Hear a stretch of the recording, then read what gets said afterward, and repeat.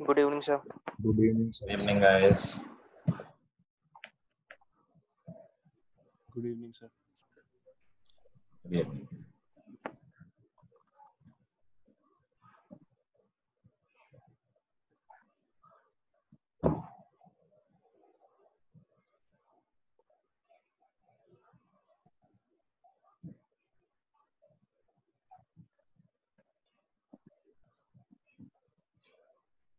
How are you guys?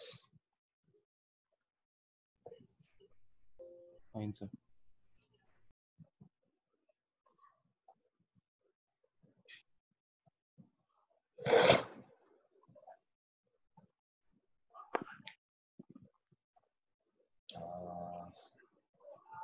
तीन लोग अभी भी नहीं आए हैं। चलो, so let's begin. कुछ होमवर्क था? किसी को डाउट है होमवर्क में? अगर किया हो तो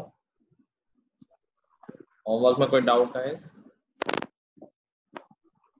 No, sir. सर एक में है सर। एनसीईआरटी में है या वर्कशीट में है? सर एनसीईआरटी में। पूछो। एक सेकंड बस। सर एक्सरसाइज 1.4 का क्वेश्चन 7 का थर्ड पार्ट। एक्सरसाइज 1.4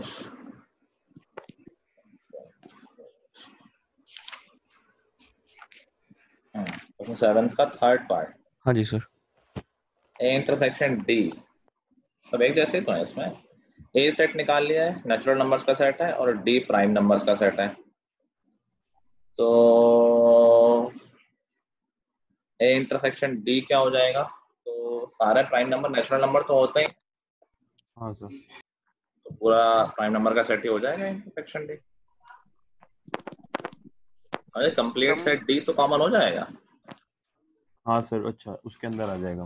हाँ, तो ये सबसेट हो जाएगा बेसिकली। और कोई डाउट किसी को? सर तो जो 6th पार्ट है वो भी फिर ऐसे ही होगा मतलब? 6th पार्ट कह रहा है सी इंटरसेक्शन डी। तो सी क्या है? Odd natural number.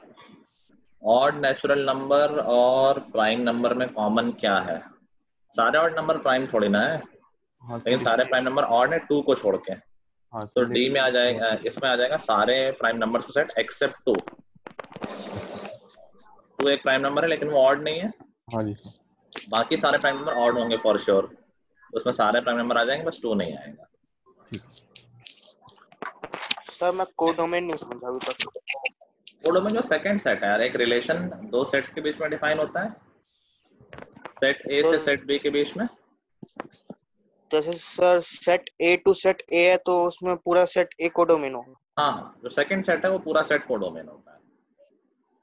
Okay sir. ठीक है, और कोई डाउट किसी का? चलो तो फिर आगे बढ़ते हैं। लास्ट क्लास हमने रिलेशन पढ़ा था, तो कोई याद दिला सकता है कि रिलेशन क्या होता है?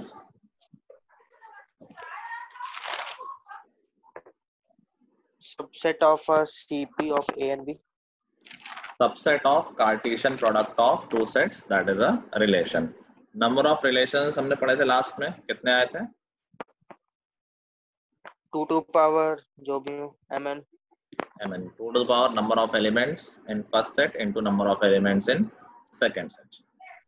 चलो, रिलेशन के बाद नेक्स्ट थिंग इज फंक्शन। ये बहुत इंपॉर्टेंट है क्योंकि फंक्शन को हमें बहुत डिटेल में पढ़ना है क्लास 12th में, अभी तो नहीं पढ़ना है।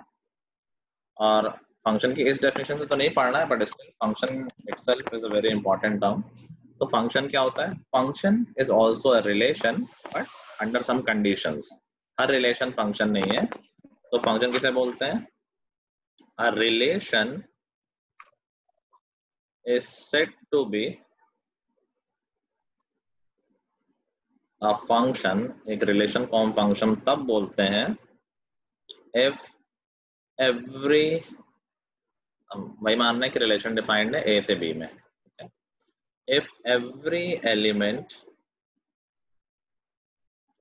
of set A has one and only one image in set B, देखो रिलेशन में कोई रेस्ट्रिक्शन नहीं था, कोई भी एलिमेंट कितने भी एलिमेंट से रिलेटेड हो सकता था। और उसमें एरो डायग्राम याद हो, तुमने कहा ए बी सी 1 2 3 कुछ भी बना दो, इट इज अ रिलेशन, जो तुम्हारा मन करे वो बना दो, that will be a relation, ये रिलेशन है। लेकिन फंक्शन में दो चीजें बहुत इंपॉर्टेंट आ गई हैं। एक तो ये वर्ड लिखा है कि एवरी एलिमेंट, पहली बात क्या है कि हर एक एलिमेंट की इमेज होना जरूरी है। रिलेशन में जैसे अभी मैंने ये वाला बनाया, इसमें बी की कोई इमेज नहीं है, कोई दिक्कत नहीं है, रिलेशन तो कुछ भी है जो रिलेशन हो जाता है। लेकिन फंक्शन के लिए इट इज मैंडेटरी कि हर एलिमेंट की इमेज हो। दूसरी इंपॉर्टेंट बात कि सिर्फ एक ही इमेज हो, एक से ज्यादा इमेज नहीं होनी चाहिए। समझ गए? इन दो बातों का बहुत ध्यान रखना, यही बार बार आती हैं, डेफिनेशन क्लियर नहीं होती तो फिर आंसर नहीं निकलता है। एक रिलेशन को फंक्शन हम तब बोलेंगे जब हर एलिमेंट की इमेज हो और हर एलिमेंट की एक ही इमेज हो। क्लियर हो गया सबको?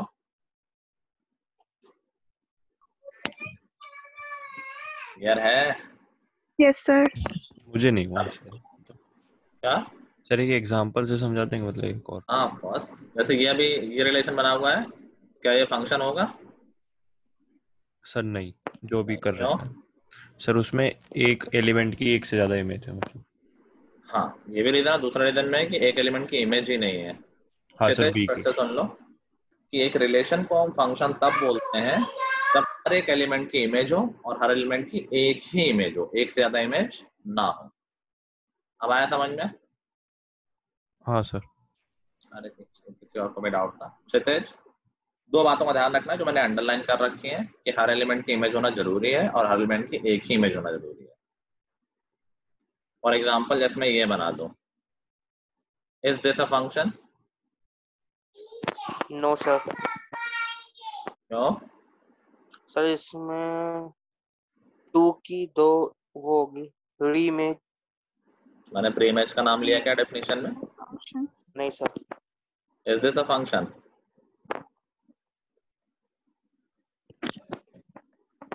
हो सकती है। हो सकता है क्या? तो ये तो ऑप्शन है या नहीं है? सर है सर, डेफिनेशन के अनुसार। वेरी गुड, डेफिनेशन के हिसाब से ये है, बिल्कुल फंक्शन है। मैंने ये नहीं कहा, ये भी बहुत कंफ्यूजन हो जाता है लोगों को, लोग सोचते हैं कि डिफरेंट इमेज होनी चाहिए। मैंने ये नहीं कहा कि हर एक एलिमेंट की एक डिफरेंट इमेज होनी चाहिए, मैंने कहा बस एक इमेज होनी चाहिए, सबकी सेम इमेज हो, कोई दिक्कत नहीं है। तो this is definitely a function. A B C तीनों की इमेज है और तीनों की एक इमेज है। समझ में आई बात? पर सर इसमें 3 की थोड़ी ना कोई इमेज है। 3 की तो इमेज की बात ही नहीं हो रही है। Set A, every element of set A, set ए पहला सेट है ना। तो सर इमेज मतलब कि हम सेट ए वाले एलिमेंट को बोलते हैं। सेट ए के एलिमेंट की इमेज होती है सेट बी, सेट बी के एलिमेंट की प्री इमेज होती है सेट ए। Okay okay. यहाँ से यहाँ इमेज होती है ना, बताया था लास्ट क्लास में। हाँ सर आ गया। ठीक है, तो इसीलिए मैंने ये वाला एग्जांपल लिया है ताकि सबको समझ में आ जाए। अरे यार मैं सीख ही नहीं पाया ब्लैक बैकग्राउंड कैसे होता है यार। किसी को नहीं बताया क्या तुम में ब्लैक बैकग्राउंड कैसे करता है? और किसी को दिक्कत हो रही है क्या? शौर की तो अलग ही दिक्कत है यार। नहीं सर, कोई दिक्कत नहीं है। मैं एक बार सर्च कर लेता हूँ।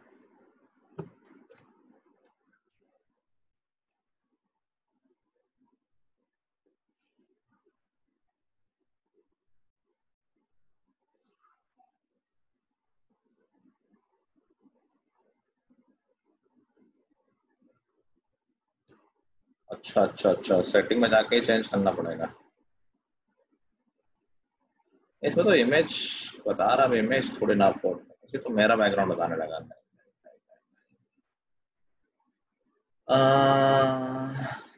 तुमने कहीं देखा है शौर ब्लैक बैकग्राउंड? हाँ आई अंडरस्टैंड, लग रहा हुआ आंखों में।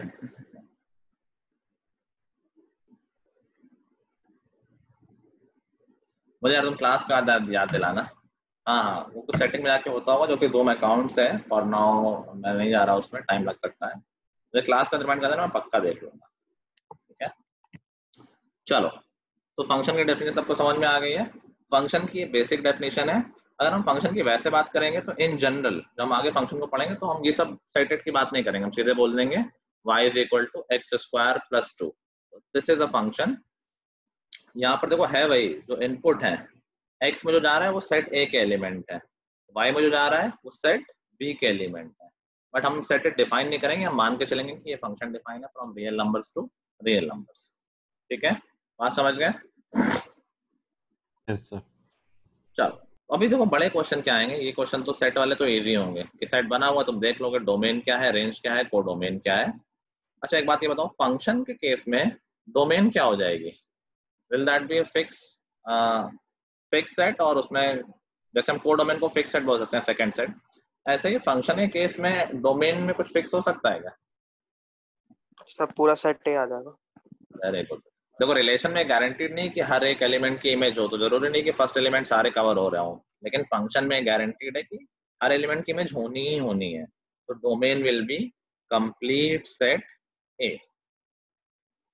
ठीक है, चलो कुछ बेसिक क्वेश्चंस करते हैं इसके।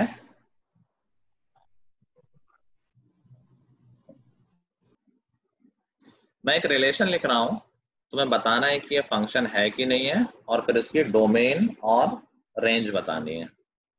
अगर ये फंक्शन है तो, वैसे नहीं भी है तो डोमेन रेंज तो रिलेशन की भी होती है।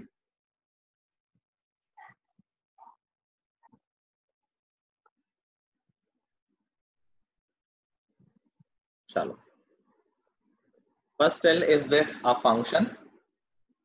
Yes sir. पक्का? इसकी डोमेन क्या होगी? -1 0 1 2 3 4।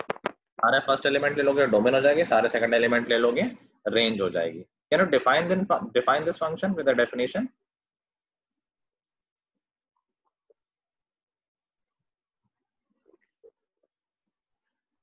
फर्स्ट और सेकंड एलिमेंट में देखो कोई रिलेशन दिख रहा है? सर स्क्वायर हो रहा है, क्यूब हो रहा है। क्यूब।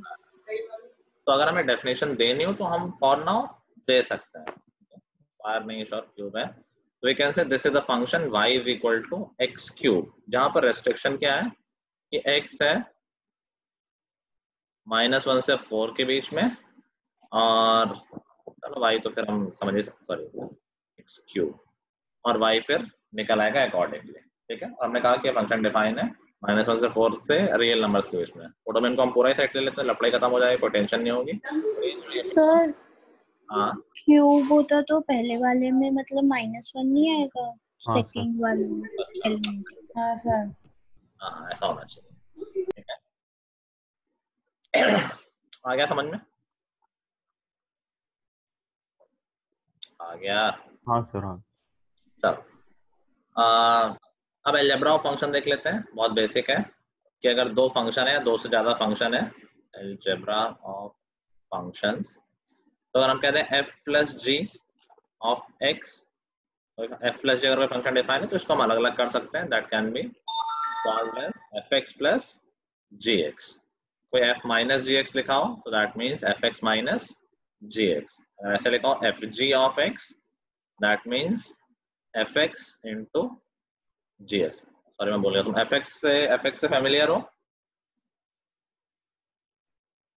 रुक जाओ, पहले ये समझ लो कि फंक्शन की जैसे हमने डेफिनेशन दी थी ना, जैसे हमने कहा था y is equal to x cube, so this is a proper way to write the function. Basic तरीके से हम नहीं करेंगे सेट वाले तरीके से इन फ्यूचर। तो y हो जाएगा हमारा रेंज वाली वैल्यूज, और x हो जाएगा हमारा डोमेन वाली वैल्यूज। ठीक है, इसको हम ऐसे भी लिखते हैं fx is equal to x cube, दोनों एक ही बातें हैं। हम क्या बोलते हैं कि this is a function of x, x पे डिपेंडेंट है इसलिए हमने y को fx बोल दिया। क्लियर है? Yes sir.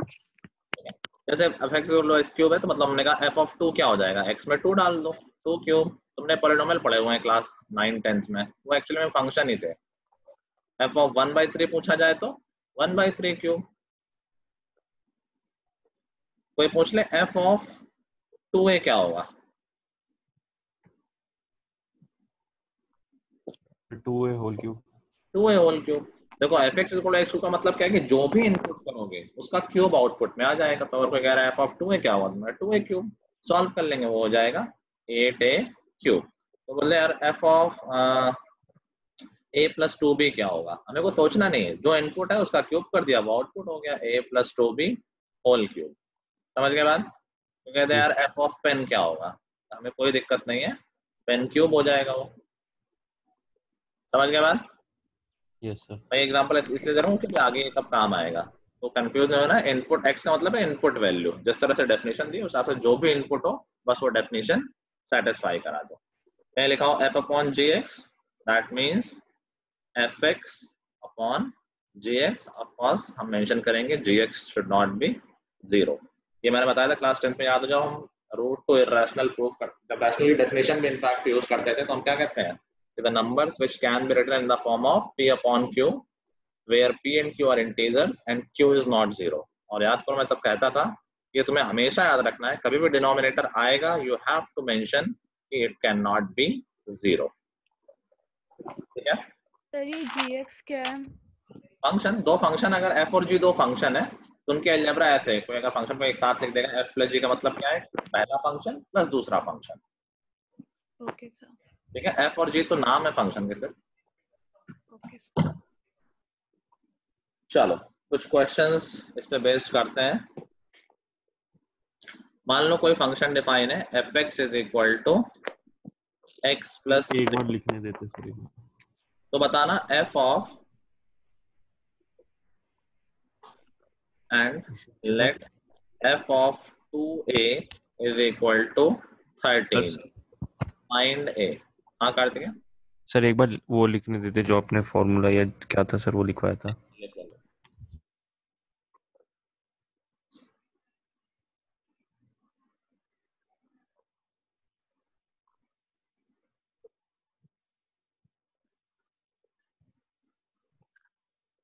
हो गया सर।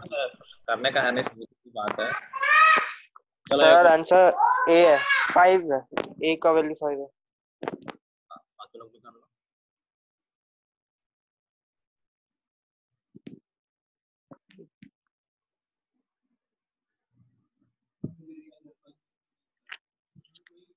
सर 5 है। 5 आ गया तब का। यस सर आ गया।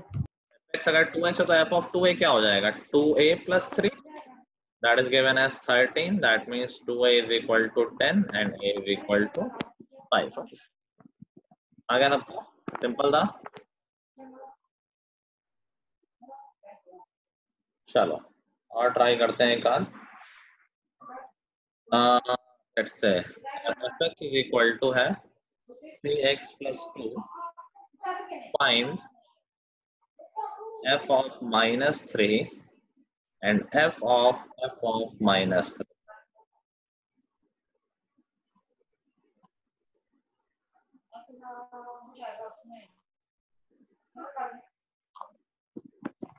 सर दूसरे वाले पार्ट में 2 बार फंक्शन लगेगा।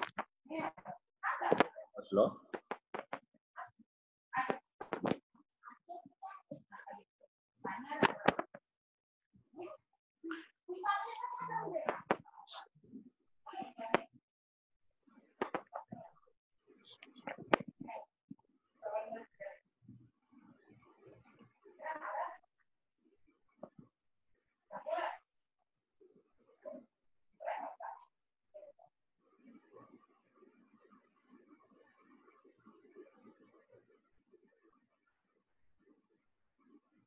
सर -4 और -10। क्या एक मिनट सर। सर -7 पहला। हाँ सर -7 3f + 2। दूसरा आंसर क्या है, सर 3f + 2 है। सर -7 और -19। बिल्कुल ठीक है। देखो ये अगेन इनपुट ही तो, ये भी तो एक नंबर होगा। f of -3 -7 हो जाएगा, -9 + 2। हम f of -3 निकालना है। f of -3 हमें पता है ऑलरेडी क्या है, -7 है, तो बेसिकली हमें f of -7 निकालना है। f of -7 क्या हो जाएगा, 3 × -7 + 2 दैट विल बी -19। समझ गए बात। तो ऐसे में कितनी बार भी आप लिख दूं उसको कोई फर्क नहीं पड़ना, हर बार एक नया नंबर आ जाएगा, नंबर डालते रहना, आंसर आता जाएगा। कोई 3 बार लिख दे f of -3, कोई दिक्कत नहीं है, इस बार -19 डाल देंगे। ठीक है यस सर। चलो अब एक क्वेश्चन दे रहा हूँ टेढ़ा, देखते हैं कौन सोच पाता है। आई डोंट एक्सपेक्ट कि एकदम से कर लोगे, नया चीज है, but still let's say. 3fx, ऐसे क्वेश्चन कंपटीशन में आते हैं plus 5 times f of 1 upon x is equal to 1 upon x minus 3. Find fx.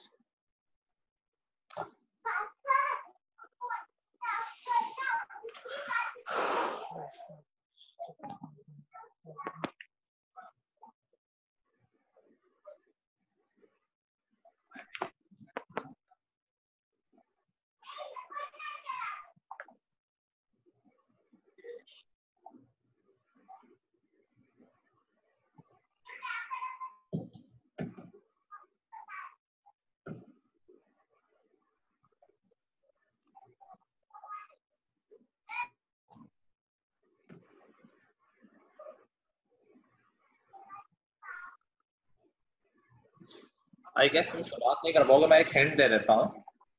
देखो ये एक क्वेश्चन है, ठीक है, इसमें दोनों तरफ कुछ भी, तो the first step what you need to do कि x को रिप्लेस कर दो 1 अपॉन x में, दोनों तरफ x की जगह लिख दो 1 अपॉन x। देखो उससे क्या बन के आ रहा है,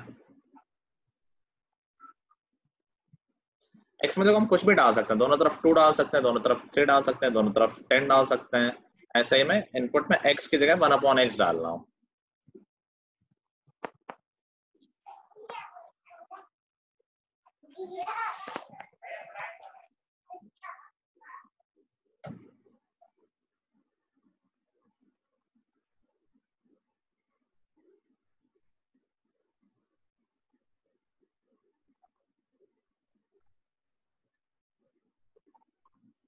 सर -1/4 fx निकालना है। fx तो एक फंक्शन आएगा, उसमें x रहेगा, x कहीं गायब नहीं होगा।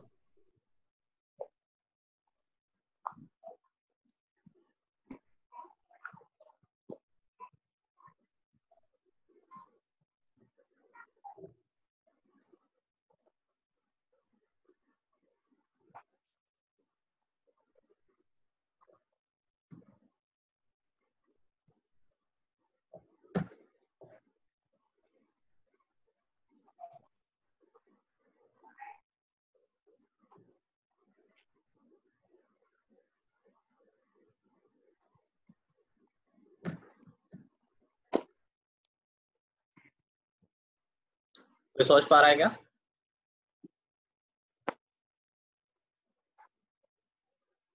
चलो अच्छा मैं बताता हूँ, अगेन इट्स डिफिकल्ट क्वेश्चन। देखो मैं कह रहा हूँ ये एक फंक्शन है और एक इक्वेशन है, तो x में हम कुछ भी डाल सकते हैं, बोथ साइड। 1 डालना है 1 डाल दो, 2 डालना है 2 डाल दो, 10 डालना हो 10 डाल दो। ऐसे ही मैंने x में डाल दिया है 1/x।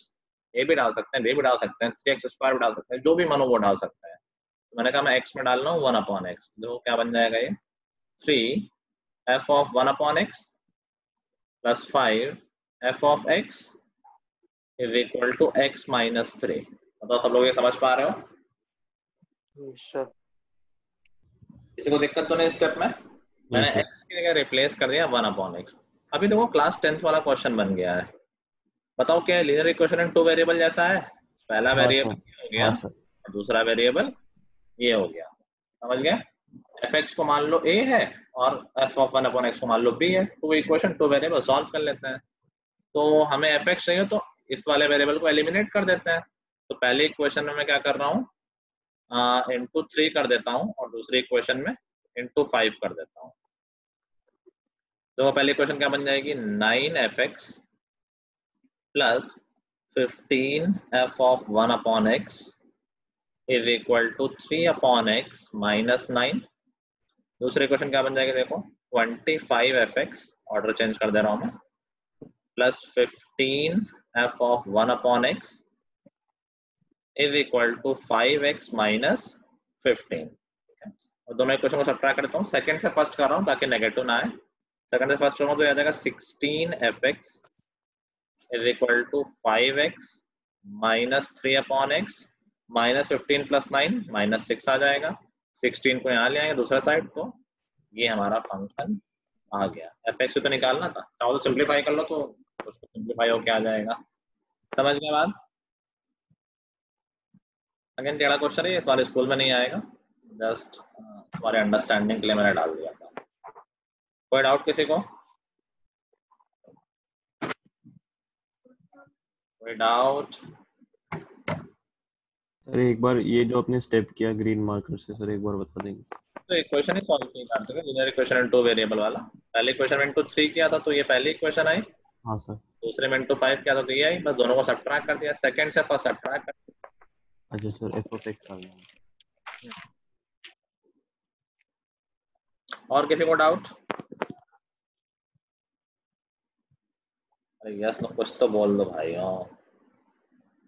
No sir. आस्था माइका? नहीं सर समझ आ गया अब जब समझा आपने। ठीक है, चलो आगे बढ़ते हैं। अब देखो जो पोर्शन आ रहा है बहुत इंपॉर्टेंट है, domain and range of function. वो तो पहले ही पढ़ रखा है, सेट के उससे नहीं। सेट में तो समझ ही जाओगे फर्स्ट एलिमेंट डोमेन है, सेकंड एलिमेंट रेंज है। लेकिन जब सेट के फॉर्म में फंक्शन ना दिया हो, फंक्शन दिया हो y is equal to x square plus 7, function दिया है y is equal to 2x over x minus 1, function दिया है y is equal to under root x square minus 9, something like that. अब हमें इन फंक्शंस की डोमेन और range बताते हैं। अभी हम सिर्फ डोमेन की बात कर रहे हैं। तो किसी फंक्शन की डोमेन कैसे बताते हैं, कैसे निकालते हैं, इंपॉर्टेंट सेक्शन है, आगे भी आएगा, ये कंप्लीशन में भी आएगा। तो किसी फंक्शन की डोमेन का मतलब है, तो ये इन जनरल समझ लो कि फंक्शन डिफाइन कर दिया गया है ऑल रियल नंबर से ऑल रियल नंबर्स। अब डोमेन जब भी निकालनी होगी तो हमें सिर्फ ये सोचना है कि x में कौन सी वैल्यू इनपुट कराई जा सकती है। जो वैल्यू x में डाली जा सकती है वो सारी डोमेन हो जाएंगे। तो जैसे मैं पहले फंक्शन की बात करूं y is equal to x square plus 7, तो किसी भी वैल्यू को इनपुट कराने में कोई प्रॉब्लम है क्या? मैं सारे रियल नंबर इनपुट करा सकता हूँ? Yes sir. मैथमेटिकल प्रॉब्लम आएगी? नहीं नहीं आएगी। तो इस फंक्शन की डोमेन हो गई ऑल रियल नंबर्स।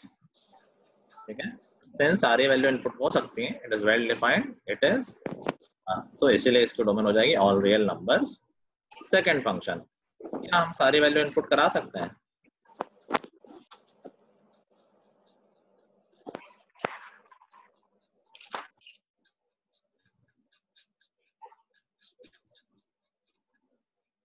क्या हम सारे वैल्यू इसमें इनपुट करा सकते हैं x में, या कहीं कोई इशू आ सकता है?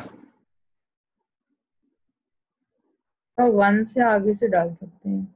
1 से आगे, 1 से पीछे नहीं करा सकते? नहीं सर नीचे फिर माइनस नहीं। नीचे माइनस आने में कौन सी मैथमेटिकल प्रॉब्लम है?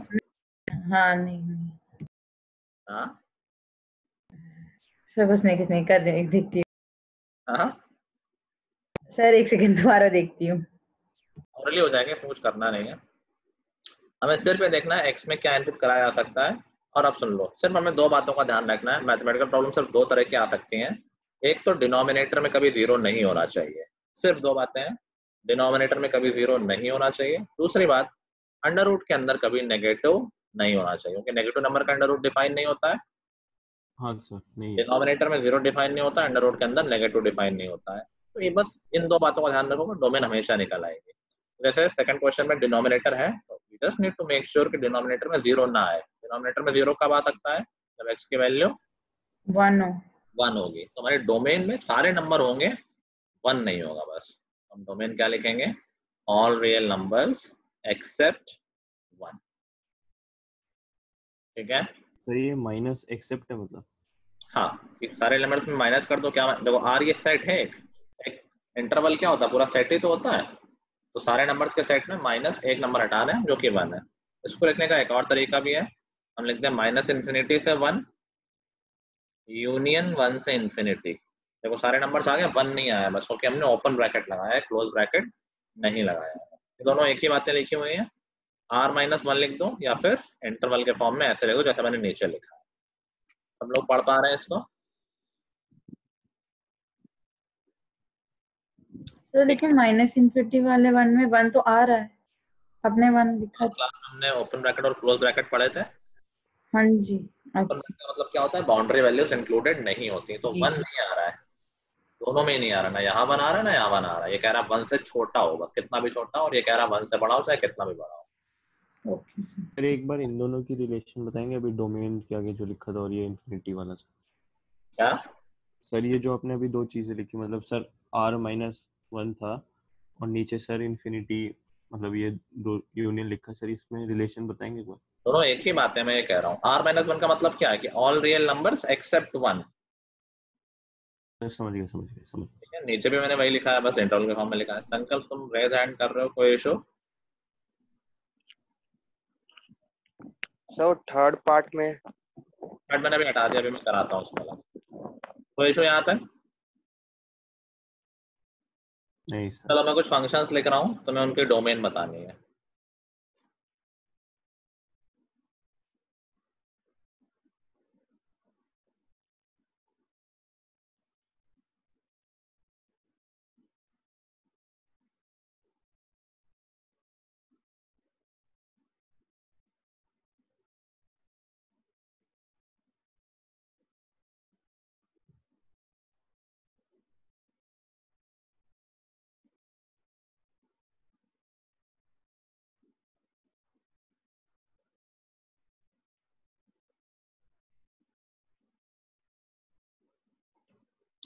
चलो ये तीनों क्वेश्चन करो, सब तीनों के डोमेन निकालो सारे लोग।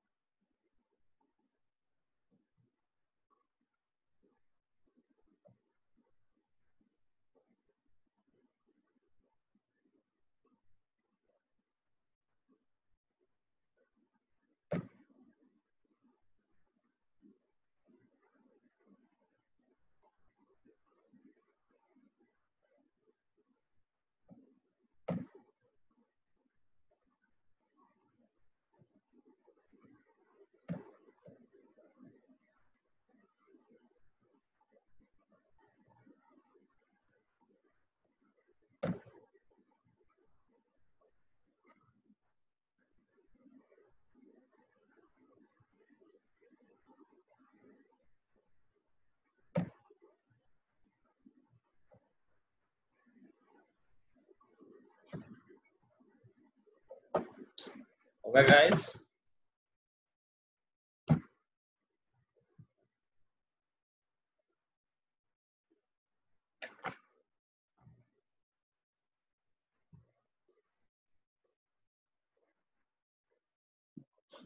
सर डिनोमिनेटर नेगेटिव आ सकता है? हाँ क्यों नहीं, में क्या दिक्कत है?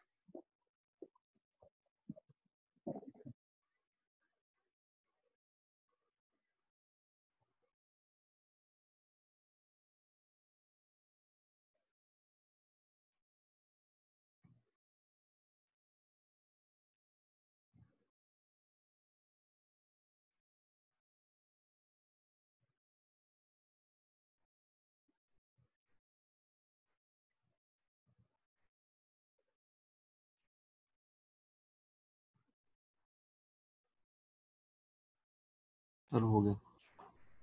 हो गया तब क्या?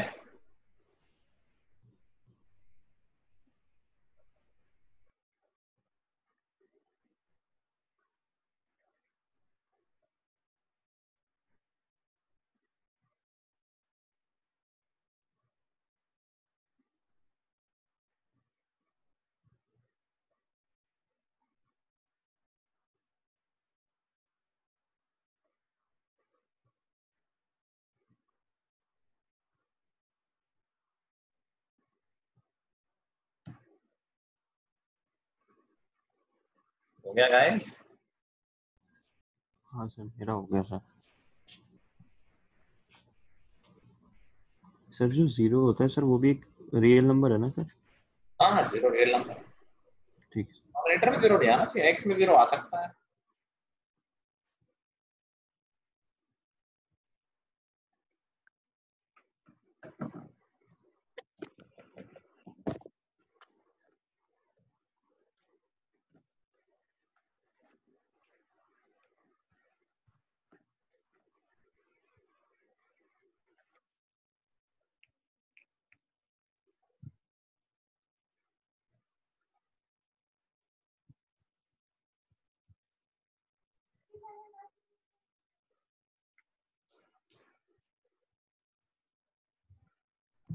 सब पहले दोनों हो गए, लास्ट वाले में डाउट है बट हो गया शायद। चलो पहला बताओ कोई। Sir all real number. हाँ All sir, real numbers. All real numbers. Definitely हमें तो डिनोमिनेटर में 0 नहीं होना चाहिए और x स्क्वायर प्लस 3 कभी 0 हो ही नहीं सकता है। ये हमेशा 3 या 3 से बड़ा होगा। x स्क्वायर की मिनिमम वैल्यू 0 होती है, 3 में कुछ ऐड ही हो रहा है तो कभी 0 हो सकता है, इससे कोई प्रॉब्लम नहीं है। इसकी डोमेन होगी all real number. Second, sir all real real values numbers -2 2. और माइनस और +3 को छोड़ के सर। प्लस 3। हाँ सर, सर 2 को छोड़ के सर -3 और 2। -3 पे 0 होगा ना -3 कार्तिक। और हाँ 2, तो all real numbers accept -3 and 2 3 and 2। Sir. Last वाले में मैंने पता ऐसा ही तो है, ये बस फैक्टराइज -2 और 9। Sir R -9। Sir x square minus 7x minus 18 equal to 0 put कर देंगे तो कौन पुट करेगा, नोट लगे वो तुम्हारे लिए। सर -2 और 9 आ गई सर। -2 और 9 आ जाएंगे तो इसमें आ जाएगा all Yes, real sir. -2 and 9। 9. इसको फैक्टराइज कर लेंगे, ऊपर से कोई लेना देना नहीं, कोई मतलब ही नहीं, कोई दिक्कत ही नहीं है। नीचे क्या आ रहा है, x -9 और x + 2। स्प्लिटिंग वाले टर्म करना आता है ना, yes sir. तो ये आ जाएगा। यहाँ से हम कर लेंगे कि x should not be equal to 9 और -2। ठीक है, समझ में आ गई बात। Yes sir. चलो अब स्क्वायर रूट वाली बात समझ लेते हैं कि अगर कभी स्क्वायर रूट होगा उसको कैसे हैंडल करना है।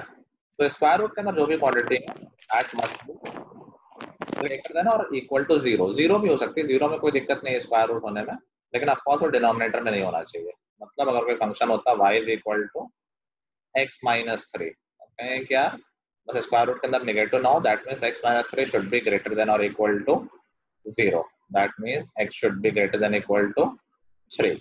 उसकी डोमेन क्या हो गई, 3 to infinity, और 3 इंक्लूडेड है तो हम क्लोज ब्रैकेट लगाएंगे और इन्फिनिटी पे तो हमेशा ओपन ब्रैकेट होता है। समझ गए बात। Yes, sir. अगर यहीं पर ये डिनोमिनेटर में होता कि y = x² √ x - 3, अभी हमें ध्यान रखना है कि नीचे 0 भी नहीं होना चाहिए, तो हम कहेंगे कि x - 3 should be greater then 0। तो उस केस में क्या हो जाएगी डोमेन, 3 से इन्फिनिटी। डिफरेंस समझ गए दोनों में। Yes sir. फर्स्ट वाले में 0 आ जाएगा रूट के अंदर तो कोई दिक्कत नहीं, क्योंकि वो न्यूमरेटर में है, ऊपर है। लेकिन सेकंड वाले में 0 भी अलाउ नहीं किया गया।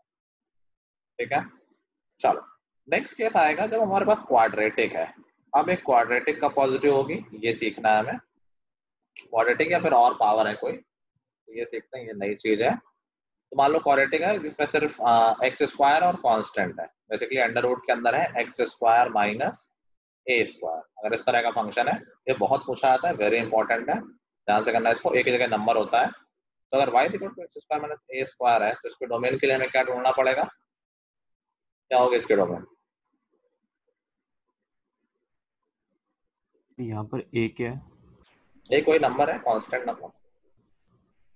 तो वो a + b - b हो जाएगा ना, थोड़ा तेज। जो कांस्टेंट है। हाँ हाँ तो सर वो a + b - b हो जाएगा, उससे वैल्यू ले लेंगे कांस्टेंट से लेकर। तो और ऐसा नहीं कह सकता कि यार हमें सिर्फ ये देखना है कि x² - a² should be greater than और इक्वल टू 0। हाँ सर। ये तो देखना है। तो हमें देखना है कि x² is greater then a²। अब इसके सॉल्यूशन सब लोग याद कर लो। x² a² से बड़ा कब होगा, नंबर लेके करते ताकि समझ में आए अच्छे से। x² ग्रेटर देन 9 कब होगा, ग्रेटर देन और इक्वल टू 9। सॉल्यूशन देख के क्या लग रहा है, क्या होना चाहिए बताओ। 4, मतलब 4 का स्क्वायर। क्या बोल रहे हो, तुमने तो एक सॉल्यूशन बोल दिया, सिर्फ 4 पे होगा x greater than 9।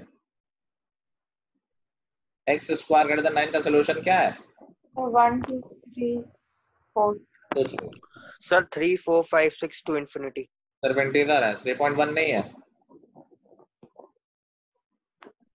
Yes sir, हो सकता है। बेसिकली इनइक्वालिटी में बोलो ना कि यार x should be greater than और इक्वल टू 3, कह सकते हैं हम। Yes sir. x² greater than 9 है तो हम कह सकते हैं x should be greater than और इक्वल टू 3। 3 से बड़ा कुछ भी होगा उसका स्क्वायर 9 से तो बड़ा ही होगा। एग्री कर रहे हो सब लोग। Yes sir.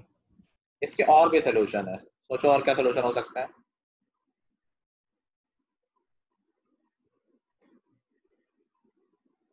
थ्री से बड़े सारे नंबर तो सोल्यूशन है ही है, और भी सोल्यूशन है। -3 सर से नेगेटिव में। वेरी गुड भाई। अगर -3 से छोटे नंबर है तो क्या उनका स्क्वायर 9 से बड़ा नहीं हो जाएगा? यस सर -4 का स्क्वायर 16 हो जाएगा, -5 का स्क्वायर 25, वो तो पॉजिटिव हो जाता है। तो और x इज लेस देन और इक्वल टू -3, ये बात समझ में आई? तो यहाँ से हम सोल्यूशन याद कर लेंगे। X square is greater than a square का सोल्यूशन होगा x is greater than equal to a और एक्स इज लेस देन और इक्वल टू माइनस है। यहाँ पर ये बात समझ में कम लोगों को आती है, कोई डाउट हो तो बताओ। ये पॉजिटिव तो सोल्यूशन होंगे, वो तो दिखता ही सबको, ये सब लोग ढूंढ लेते हैं, ये भूल जाते हैं, ये भी तो वैलिड होगा। क्लियर है सबको? यस सर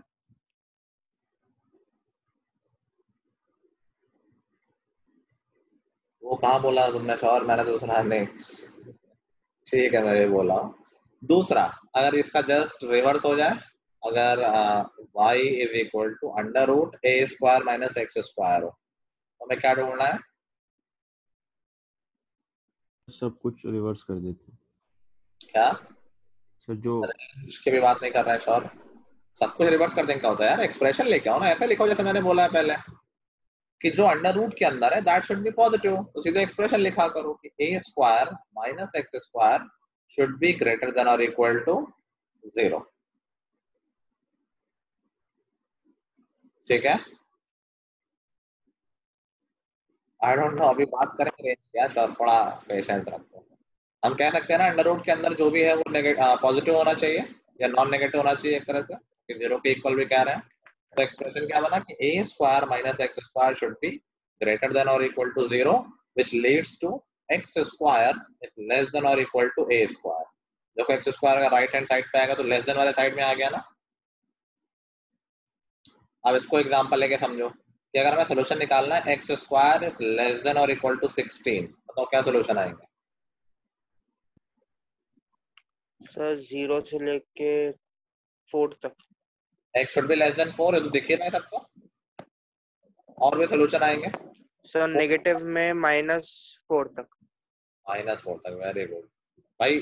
0 से 4 देखो ये x स्क्वायर है तो this function is symmetric. Symmetric का मतलब क्या है कि जो ये x इज इक्वल टू 3 पे जैसा होगा वैसे x इज इक्वल टू -3 पे होगा, ओके स्क्वायर हो जाता है। जैसा x इज इक्वल टू 5 पे होगा वैसे x इज इक्वल टू -5 पे होगा। तो ये तो हमें पता है कि यार 0 से लेके 4 तक सोल्यूशन है, तो दैट मींस 0 से लेके -4 भी सोल्यूशन होंगे। तो उसका सोल्यूशन हो जाएंगे -4 से 4। ठीक है, कोई वैल्यू डाल के देख लो कि x -2 अगर है तो दैट उसका स्क्वायर 16 से छोटा होगा। तो हमें सोल्यूशन कैसे याद कर लेते हैं कि solution of x square is less than और इक्वल टू ए स्क्वायर का सोल्यूशन होते हैं कि x बिलोंग करता है -a से a। ये दोनों चीजें जो बॉक्स में बनी हुई हैं ये बिल्कुल सोल्यूशन सब लोग याद कर लेंगे, वेरी इंपॉर्टेंट है कि x square is greater than a square का सोल्यूशन है x is greater than equal to a और x is less than equal to -a। और ऐसे ही x square is less than a square का solution है कि x is -a to a। Equality लगी होगी तो हम लगा देंगे, नहीं लगी होगी तो नहीं लगाएंगे। किसी को दिक्कत इसमें?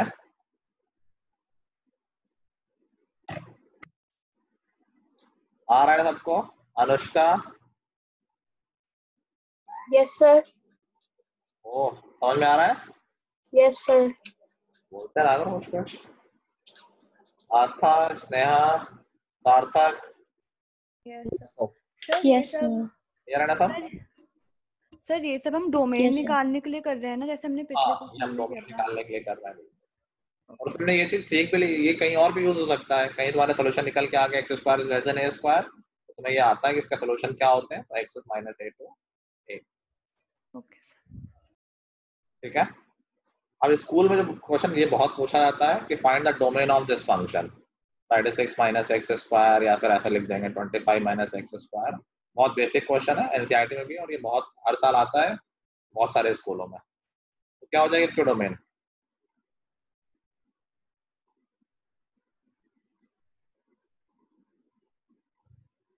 क्या हो जाएगा डोमेन?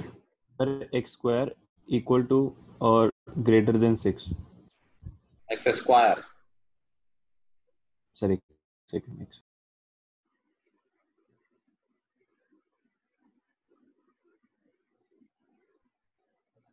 Sir -6 to 6। अभी तो सिखाया है 36 माइनस एक्स स्क्वायर मतलब क्या, हम स्टेप लिखा करो कि यार जो रूट के अंदर है that should be positive, that means x square should be less than is equal to 36 या x square should be less than equal to 6, तो एक्स कहाँ से हो जाएगा -6 to 6, इसके क्या हो जाएगा डोमेन, -5 to 5। समझ गए होंगे पिछले जैसा ही है, -5 to 5 मार्क कर ले क्वेश्चन, मैंने स्कूल के एग्जाम में रखा होगा ये, आपको आ गया समझ में? Yes, sir. ठीक, अभी रूट के अंदर ऐसा नहीं जरूरी सिर्फ यही वाले हो जिसमें एक्स स्क्वायर और कांस्टेंट हो, क्वाड्रेटिक इक्वेशन भी हो सकती है, तो सबको पता है उसको हम फैक्टराइज कर लेंगे। अब नेक्स्ट थिंग आती है कि ये पता कैसे चलेगा कि कहाँ पर ये पॉजिटिव है और कहाँ पर नेगेटिव, इसको तो हमने अभी भी सीख लिया है। एक क्वाड्रेटिक इक्वेशन कहाँ पॉजिटिव होती है कहाँ नेगेटिव होती है ये कैसे निकालते हैं ये सीखते हैं। मान लो आ जाए इसके डोमेन बताओ, एक्स स्क्वायर -3x देन -15, ठीक है, तो we know we need to find x square -3x -15 कहाँ पर ग्रेटर देन और इक्वल टू 0 है, तो बस मैं इसको चेंज कर रहा हूँ, 3x 2x कर लेते हैं।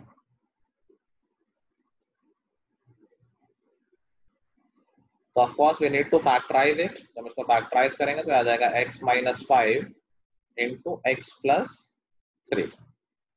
अब इन एक्सप्रेशन को कैसे चेक करना है कि कहाँ पर पॉजिटिव होते हैं और कहाँ पर नेगेटिव, उसके लिए हम एक मेथड यूज करते हैं, उसको हम बोलते हैं वेवी कर्व मेथड। है बहुत बेसिक सी चीज है, बस नाम है इसका वेवी कर्व मेथड, तो किसमें हम वेवी कर्व बना देते हैं, बनाना बनाओ के फर्क नहीं पड़ता, कहने की बात है सर। तो हम क्या करेंगे, हम एक नंबर लाइन बनाएंगे और उन पॉइंट्स को जहां पर ये एक्सप्रेशन 0 हो रहा है उनको नंबर लाइन पे प्लॉट कर देंगे। इन पॉइंट्स को हम बोलते हैं क्रिटिकल पॉइंट। ये जो क्रिटिकल मतलब इंपॉर्टेंट पॉइंट है, क्रिटिकल पॉइंट्स। क्रिटिकल पॉइंट्स क्या हो जाएंगे इस एक्सप्रेशन के लिए, -3 और 5, जहां पर ये एक्सप्रेशन 0 हो रहा हो। तो नंबर लाइन पे हम कह देंगे यहाँ पर ये हो गया -3 और ये हो गया 5, ठीक है। अब यूजली ऐसे कर्व बना देते हैं वेवी कर्व, सिर्फ पोर्शन दिखाने के लिए, तो नहीं बनाओगे तभी पोर्शन दिख रहा है ना, एक पोर्शन ये हो गया, पहला पोर्शन, दूसरा पोर्शन ये हो गया और तीसरा पोर्शन ये हो गया, दिख रहा है सबको? Yes sir. तो मैं वेवी कर्व नहीं बना रहा हूँ, सिर्फ ये बता रहा हूँ कि नाम क्यों रखा गया। तो ये 3 सेक्शन में डिवाइड होगी हमारी नंबर लाइन। सबसे राइट हैंड साइड में पॉजिटिव लिख देंगे, फिर ऑल्टरनेट पॉजिटिव नेगेटिव पॉजिटिव। तो इससे क्या मालूम चल रहा है कि हमारा जो एक्सप्रेशन है वो पॉजिटिव कब कब है, जब x की वैल्यू 5 से ज्यादा है या x की वैल्यू -3 से कम है। हमारा एक्सप्रेशन नेगेटिव कब है, जब x की वैल्यू -3 से 5 है। तो बात पकड़ में आई क्या हुआ, ये आई कि नहीं आई? और बता दीजिए। हमने फैक्टराइज कर लिया अपने एक्सप्रेशन को, क्रिटिकल पॉइंट्स प्लॉट किए और सबसे राइट में पॉजिटिव लगा दिया, ठीक है। फिर ऑल्टरनेट पॉजिटिव नेगेटिव पॉजिटिव कर देना, तो पॉजिटिव फिर उसके लेफ्ट में नेगेटिव, उसके लेफ्ट में फिर पॉजिटिव। तो हम कह रहे हैं मान लो इसका नाम fx है, तो fx पॉजिटिव कहाँ होगा, हमारे फिगर में दिख रहा है कि fx will be positive when x belongs to किस किस पोर्शन में, देखो x -3 से छोटा है या फिर 5 से बड़ा है। तो कैसे लिखेंगे, -∞ to -3 यूनियन 5 to ∞। दो सेट है ना, ये इक्वलिटी है तो मैंने क्लोज ब्रैकेट लगाया है। यस समझ पा रहे हो? यस सर, आ गया। -∞ से -3 में ये पॉजिटिव होगा, 5 से ∞ में पॉजिटिव होगा, और हमारा फंक्शन नेगेटिव कब होगा, ये फंक्शन नेगेटिव होगा जब x कहाँ से कहाँ होगा, -3 से -5, ठीक है।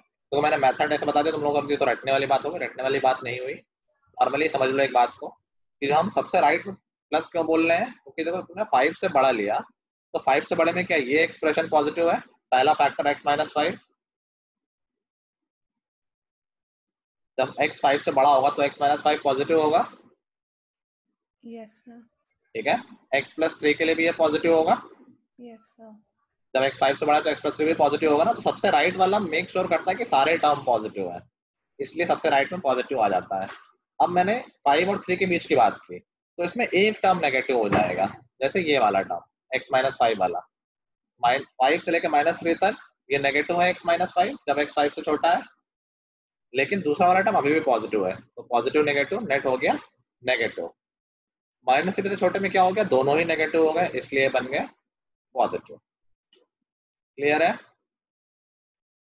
Yes, sir. चलो मैं एक एग्जांपल और ले रहा हूँ, उससे और क्लियर होगा। मान लो हमारा कोई फंक्शन है x + 7 x + 4 x x - 1 x - 5। It does not matter कितना बड़ा है, हमारे पास मेथड है। हम बता रहे हैं कि f(x) कहाँ पॉजिटिव है और कहाँ नेगेटिव है, बता सकते हो क्या? Yes sir. करो और बताओ मुझे।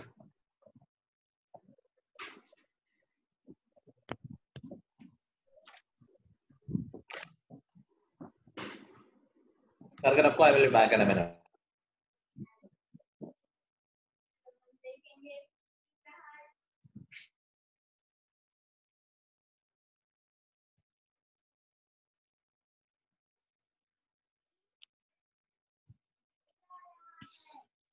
Sir,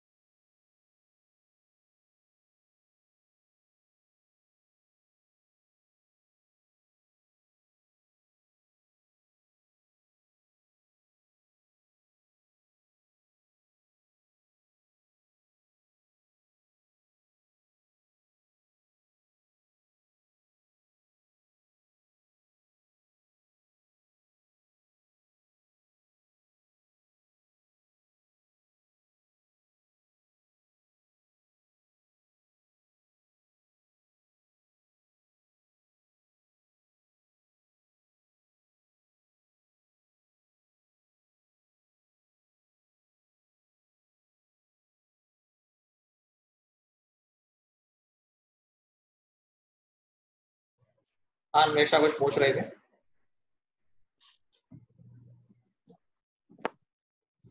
हमेशा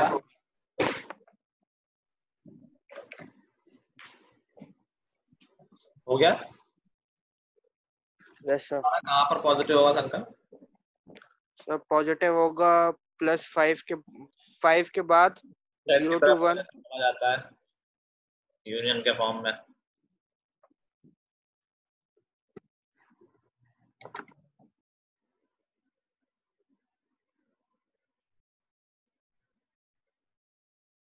और किसी का हुआ क्या?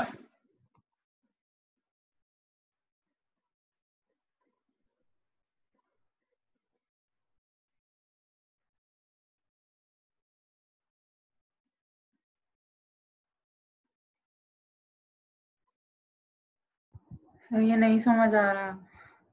बिल्कुल पिछले जैसा ही तो करना है। सबसे नंबर लाइन बनाओ। क्रिटिकल पॉइंट्स बता सकते हो क्या क्या है इसमें? -7 -7 -4 0 0 1 5 सबसे राइट में प्लस, फिर alternate minus plus minus plus minus. तो बताओ ये पॉजिटिव कहाँ होगा? ये पॉजिटिव होगा। पॉजिटिव वाले इंटरवल सारे देख लो।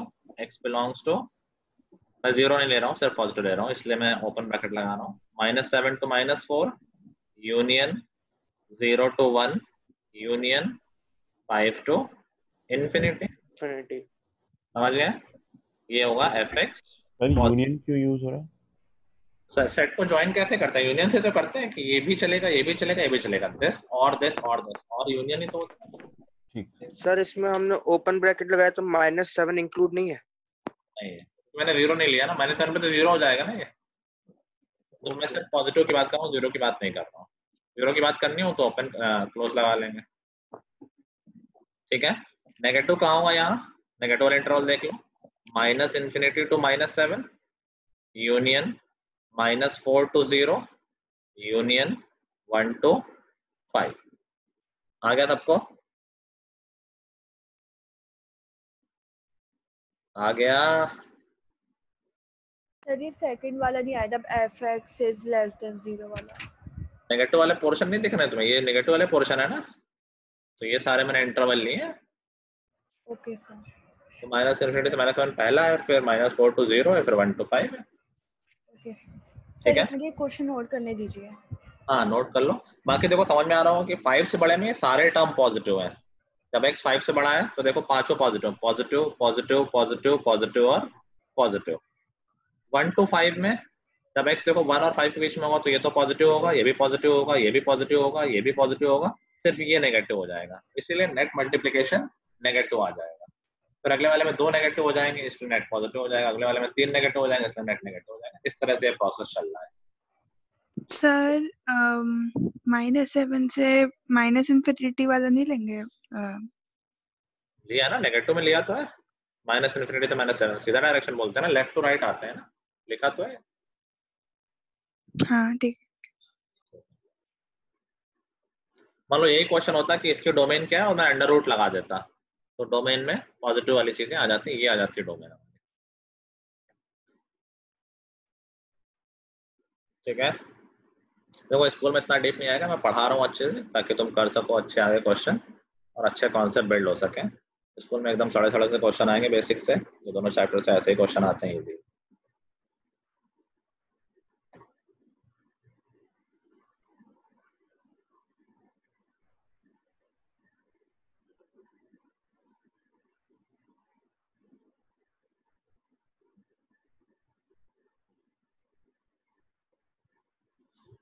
टेस्ट हो जाए तुम लोगों का। हम सिर्फ सेट्स का, सिर्फ सेट्स का ठीक है, सेट्स का कर लेंगे। तो ऐसा करते हैं, नेक्स्ट क्लास हमारी, नेक्स्ट क्लास का हमारी ट्यूसडे होती है ना क्लास? मंडे सर होती है क्लास, तो मंडे को आधी क्लास में पढ़ाएंगे और आधी क्लास में टेस्ट होगा।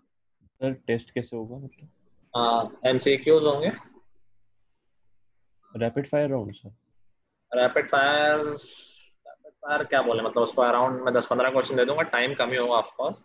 ऑब्जेक्टिव क्वेश्चन होंगे, एक प्लेटफॉर्म में बताऊंगा, मनस्वी ने दे रखा है अगर उसको पता होगा।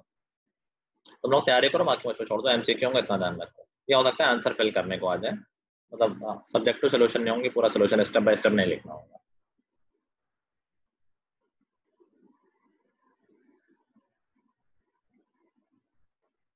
नोट कर लिया?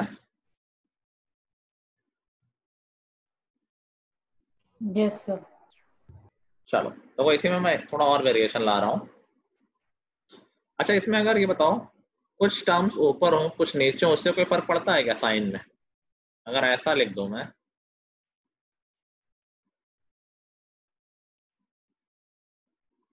और ये चारों ऊपर लिखे होते हैं, क्या साइन में कोई फर्क पड़ता है प्लस माइनस वाले में?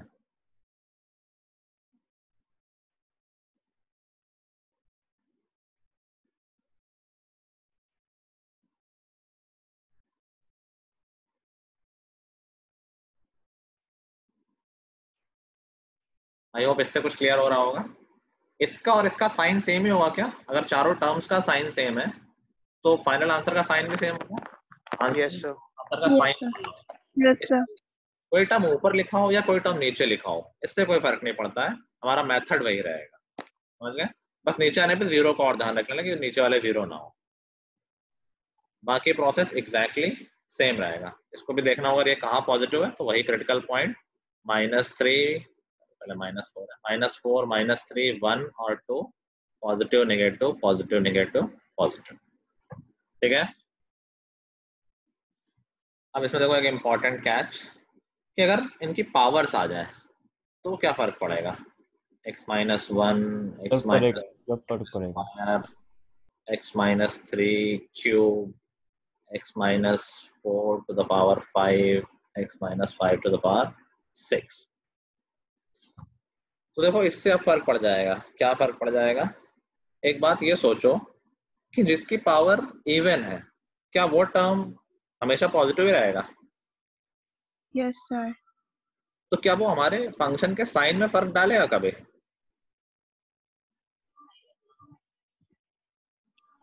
ओवरऑल फंक्शन का जो साइन आएगा मल्टीप्लिकेशन के बाद, क्या उन टर्म्स पे कोई मतलब रह जाएगा जिनकी पावर हमेशा इवन है, जो हमेशा पॉजिटिव ही रहते हैं? क्या वो साइन में कभी भी कोई इम्पैक्ट डालेंगे?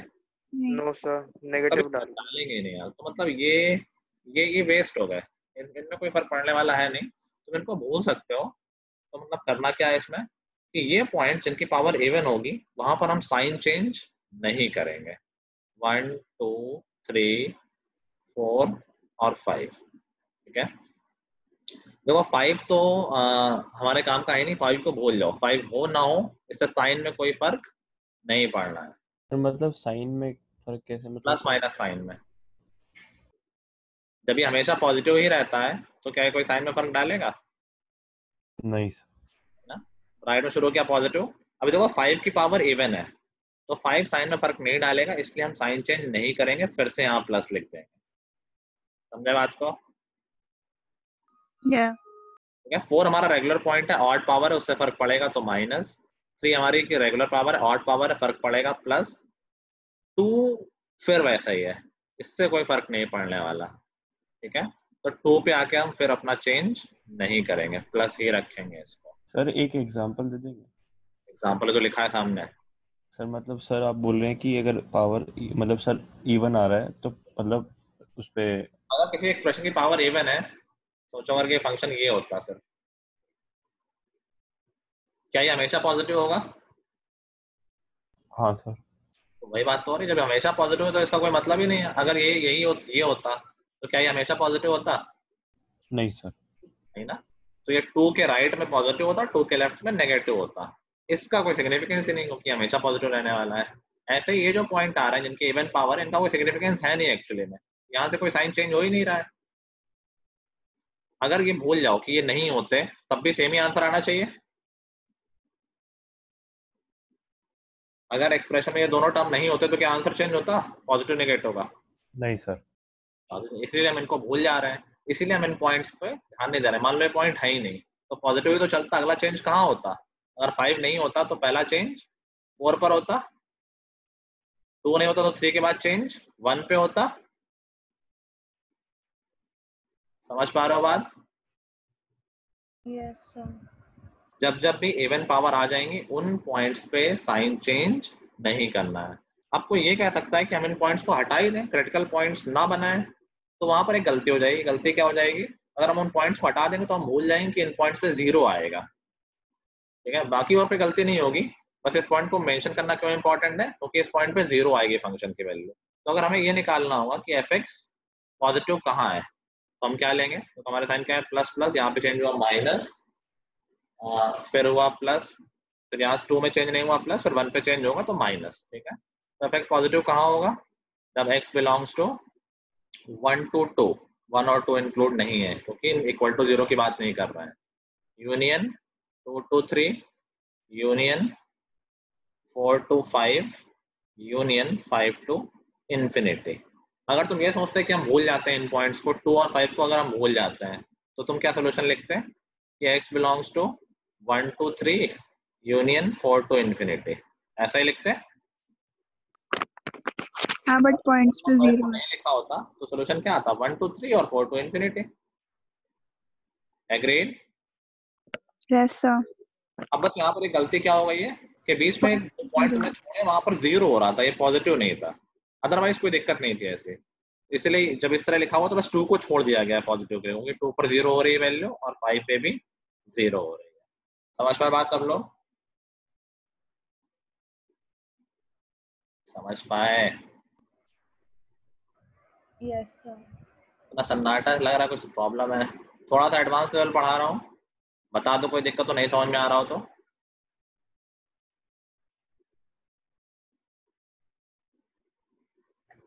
बोलेगा कोई? सर ये 2 और समझ नहीं आया कि अगर 2 और 5 को हटा दे तो 0, क्या समझी नहीं। 2 और 5 का साइन तो चेंज हो नहीं रहा है, ये बात समझ में आ गई ना? हाँ सर। ठीक है। तो अभी कुछ नहीं आता कि अगर हम 2 और 5 को बनाए ना, प्लॉट ही ना करें तो कोई दिक्कत होगी क्या हमें?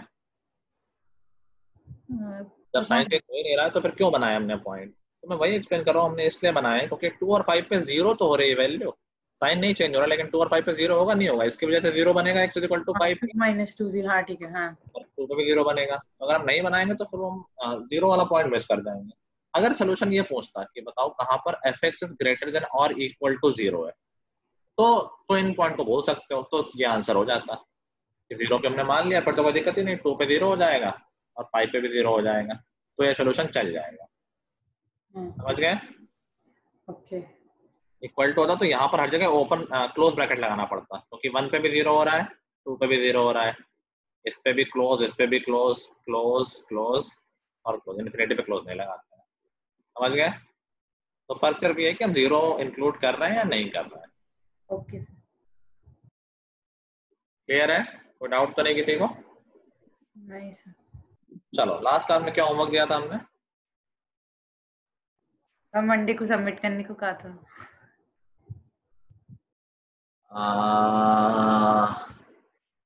मैंने पूरा वो नहीं दिया सेट थ्योरी का काम? हाँ सर, पूरा सेट और वर्कशीट। पूरा सेट हो चुका है ना? आज रिलेशन से काम ले सकते हैं ना? हाँ सर। नहीं सर, टेस्ट भी है फिर। हाँ सर, टेस्ट भी है। तो सेट वाला काम तो हो, अभी सैटरडे संडे है। नहीं सर, स्कूल में भी टेस्ट है सर, स्कूल केमिस्ट्री का का। भी है, मेरी मैथ्स कल का भी भी क्लास है सर। सर मेरी भी क्लास है मंडे सर। तो क्लास तो होमवर्क तो मिलता ही ना है। सर पहला हफ्ता है सर, प्लीज सर। तो कम तो दिया है इसीलिए। नहीं सर, पूरा चैप्टर। बहुत कम दे रहा हूँ, 2.1 बस दे रहा हूँ, ठीक है? बहुत कम है। और बेसिक एक्सरसाइज है, 5 से 10 मिनट में हो जाएगी और बैठ के करोगे आराम से। लिटरली 5 से 10 मिनट बोल रहा हूँ, उतना ही मतलब है इसका। तो सेट पूरा खत्म कर लेंगे और रिलेशन की 2.1 खत्म कर लेंगे, ठीक है? फिर मैं नेक्स्ट वीक एक क्लास तुम लोगों को ऑफ दे दूंगा। Good deal? Yes sir. Okay sir. तो एक्स्ट्रा होमवर्क हुआ उस दिन कर लेना। और सर मंडे को टेस्ट पक्का है? हाँ, मंडे को टेस्ट, ठीक है? चलो guys, that's all for today. Goodbye, have a nice day, have a nice night.